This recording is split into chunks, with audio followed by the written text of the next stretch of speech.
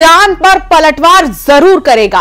Netanyahu ने यह सब इसीलिए खुल्लम खुल्ला बोल रहे हैं क्योंकि उन्हें अमेरिका से एक बड़ा हथियार मिल गया है। इसीलिए अब इजराइल को एटम बम का भी खौफ नहीं रहा।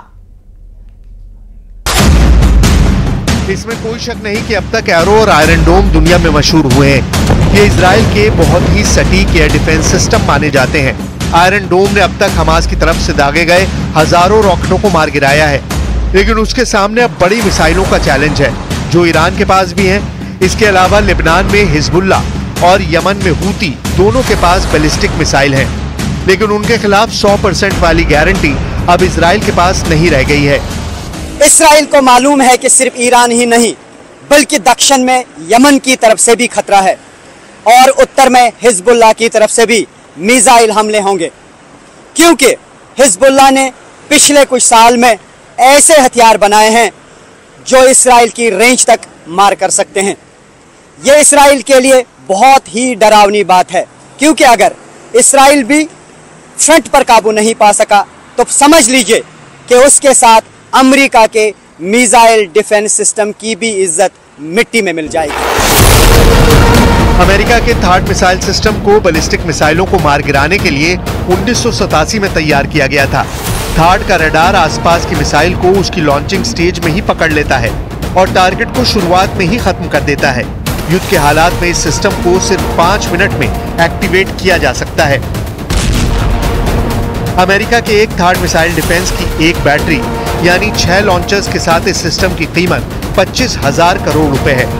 सऊदी अरब ने 2018 में अमेरिका से 44 थार्ड लॉन्चर और मिसाइल खरीदने के लिए एक समझौता किया था। इस सौदे की कीमत 1.25 लाख करोड़ रुपए के करीब थी। इस तरह आप अंदाजा लगा सकते हैं कि अमेरिका का ये मिसाइल डिफेंस सिस्टम कितना महंगा है और हर देश ऐसे सिस्टम को खरीदने की हैसियत नहीं रखता।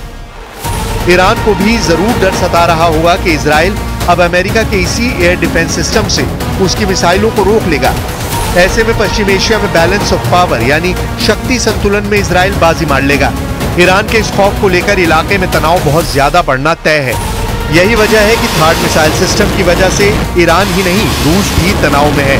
पुतिन को भी फिक्र होगी कि अब ईरान इजराइल की टक्कर को बराबर का कैसे बनाया जाए। इसके मुकाबले में रूस का S-400 एयर डिफेंस सिस्टम जो थार्ड की तरह इंटरकॉन्टिनेंटल बैलिस्टिक मिसाइल को रोकने में उतना कामयाब नहीं कहा जाता, लेकिन थार्ड के मुकाबले में वो ज्यादा सस्ता ऑप्शन माना जाता है। कहा जा रहा है कि ईरान में इस वक्त रूस का S-400 सिस्टम तैनात है ताकि इजराइल के किसी भी एयर अटैक को रोका जा सके। इस बात से साफ है कि अब ईरान और इजराइल की टक्कर अमेरिका बनाम रूस बनती जा रही है।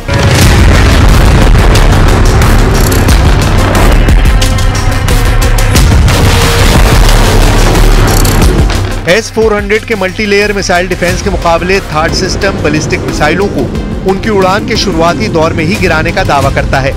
Third system hit to kill तकनीक पर काम करता है, यानी ये मिसाइलों को रोकने और भटकाने की जगह उन पर सीधी आमने सामने का वार करके उन्हें तबाह कर देता है।